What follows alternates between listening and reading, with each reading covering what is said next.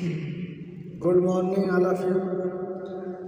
तो आज हम लोग बायोलॉजी के कुछ पार्ट्स पढ़ेंगे कि बायोलॉजी के अंदर ह्यूमन बॉडी का निर्माण कैसे होता है। तो ह्यूमन बॉडी का निर्माण करने के लिए सबसे पहले हम लोग देखेंगे कि बायोलॉजी के अंदर हमारे बॉडी में जो ह्यूमन बॉडी बनती है उसके अंदर कौन कौन से हमारे लेवल से होकर हमारी पूरी ह्यूमन बॉडी की तैयारी होती है, उसके बारे में हम लोग जानेंगे आज।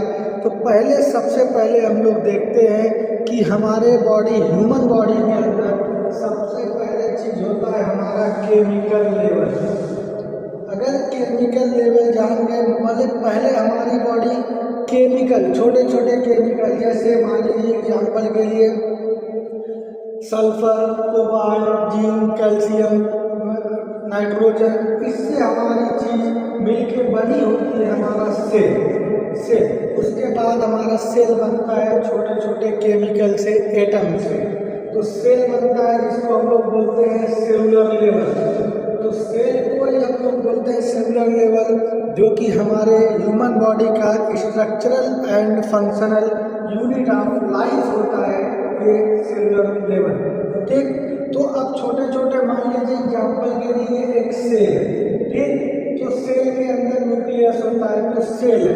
अब कई सेल मिलकर हमारा बनाता है टिश्यू, ठीक, कई सेल मिलकर हमारा बनाता है टिश्यू। तो टिश्यू को क्या बोलते हैं हम लोग? The group of cell is called tissue.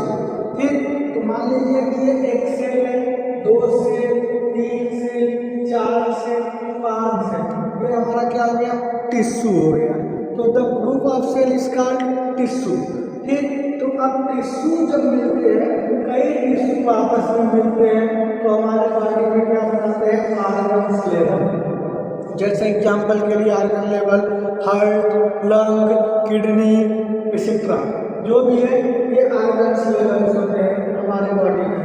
अब कई ऑर्गन्स मिलके या सिंपल ऑर्गन या ऑर्गन के साथ कुछ और मिलके हमारा बनाता है सिस्टम लेवल। जैसे मान लीजिए cardiovascular system, respiratory system, digestive system. इसके अंदर जैसे मान लीजिए हमारा कार्डियोवैस्कुलर सिस्टम में हमारा क्या होता है? हार्ट होता है, ब्लड वेसल्स होते हैं, ब्लड के बारे में इसके बारे में हम लोग इसको कार्डियोवैस्कुलर सिस्टम इसको बोलते हैं सिस्टम। तो बॉडी में टोटल कितने सिस्टम होते हैं? 11 सिस्टम होते हैं। तो 11 सिस्टम में ये हमारा पूरा बनाता है हमारा ऑर्गेनिजम्स लेवल, इसको हम लोग बोलते हैं ह्यूमन बॉडी।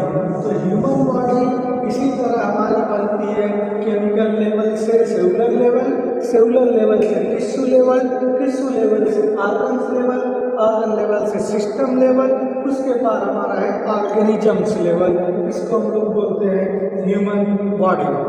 ठीक है, तो इसको दूसरे क्लास में हम लोग पढ़ेंगे कि सेलुलर केमिकल लेवल्स होता क्या है, सेलुलर लेवल क्या होता है, सेल के बारे में उसका स्ट्रक्चर, उसका फंक्शंस, ये सब देखेंगे।